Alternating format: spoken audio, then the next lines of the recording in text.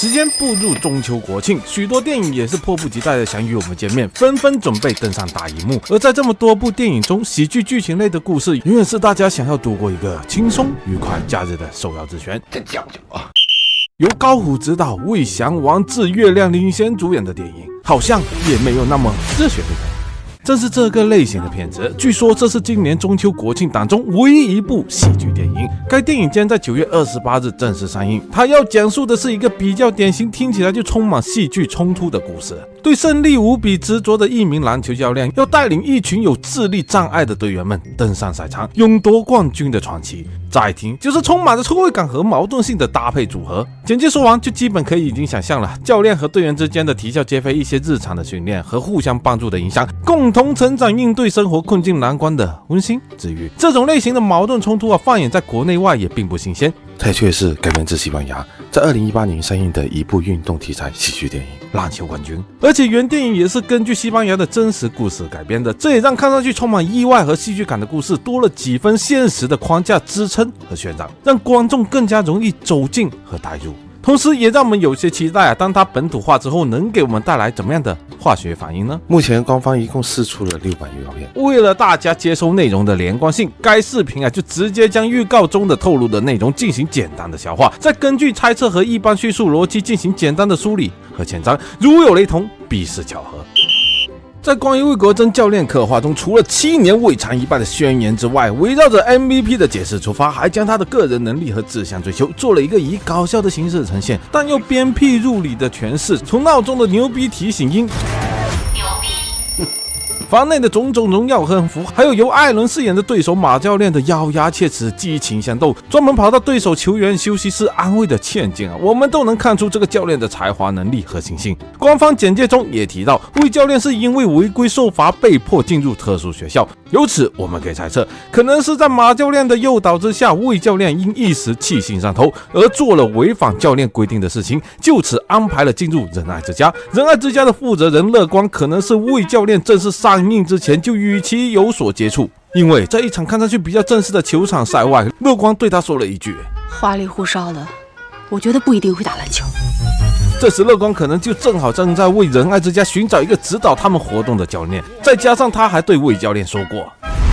你将面对的是一群非常有潜力的优秀球员。可以看出两个人的相遇和对话正是为之后球员搞笑登场的剧情埋包袱，而之后大家就会来到教院和球员们的相遇相知、共同奋斗的内容。从释出的预告中大概能看出电影里起码会相对详细的刻画3场比赛，一场是露天的广场上比赛，他们会碰到以不端正、不公平的态度对待比赛的王子义一队。在这场比赛中，魏教练对王子义说的话就展现出了他对这群球员们的态度和尊重。同时从绝不被夺球等类似的球场搞笑操作中，魏教练应该能够认识到这群球员们的特殊能力。再加上预告中的魏教练关于想赢球无非2点，一个是个人能力，另外一点就是战略战术的发言，大概能猜出他会通过这次比赛挖掘每个人的特殊技能，依照他们的特色制定独特的战略战术。而透露出的第2场比赛则是一名叫做小巨人队跟他们的比赛，在97比38的分数中，我们可以猜测一下，或许这场是输了的。而球员们对于指令和赛场规则的混乱也暴露出来了，所以第2场的比赛突出的重点估计就是以笑料为形式，告诉了我们和魏教练训练中可能忽视了的问题。预告中的第3场比赛，也就是几人团成了一团，魏教练大声激励大家的那一场，可能就是我们能够在电影里看到的最后的决战。这一场的细节和藏起来的地方很多，但从闪出的球员们扣篮打球的画面不难猜出，前面所有的训练成果或许都会在最后一场比赛狠狠的展现，收获一波观众们的开心的眼泪。至于结局如何，或许也只能从电影院里面看到了。再来说说关于仁爱之家内部的一个关系的刻画的推进。6条预告片里，仅有毅然决然这个预告带有现实挣扎、苦痛和蜕变重生这些严肃的气氛，喜剧特有的悲估计也潜藏在这个部分。和乐观卖车的那一段，预告里乐观和魏教练也有了争吵。我们按照一般的这类剧情推测问题发生的时间有可能是在第2次比赛输掉之后，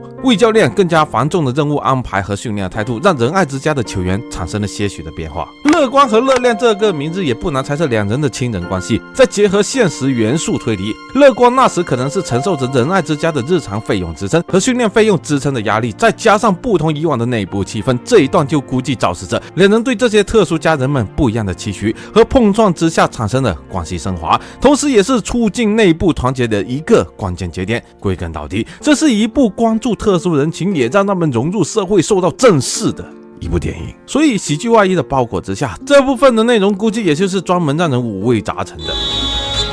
流下过无数的汗水，为的就是今天这一刻，明白吗？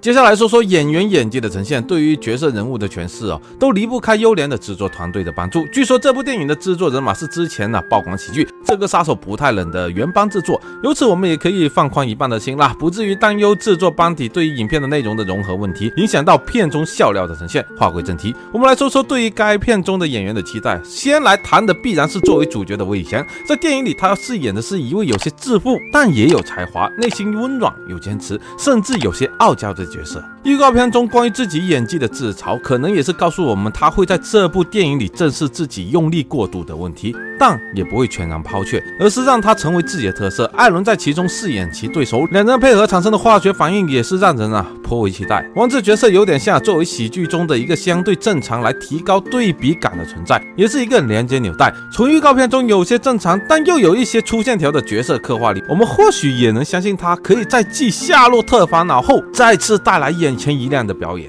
此外，影片还有3位真实的新青年出演，月亮、对对、刘世博。饰演球员们的演员大多都是一些相对陌生的面孔，但是就像之前许多电影里的新人演员一样，越是不认识，他们的表现就好像是越有灵气且出乎意料。这样看下来，老油条配上灵气兵的队伍，或许能让我们看到一场别开生面的喜剧盛宴。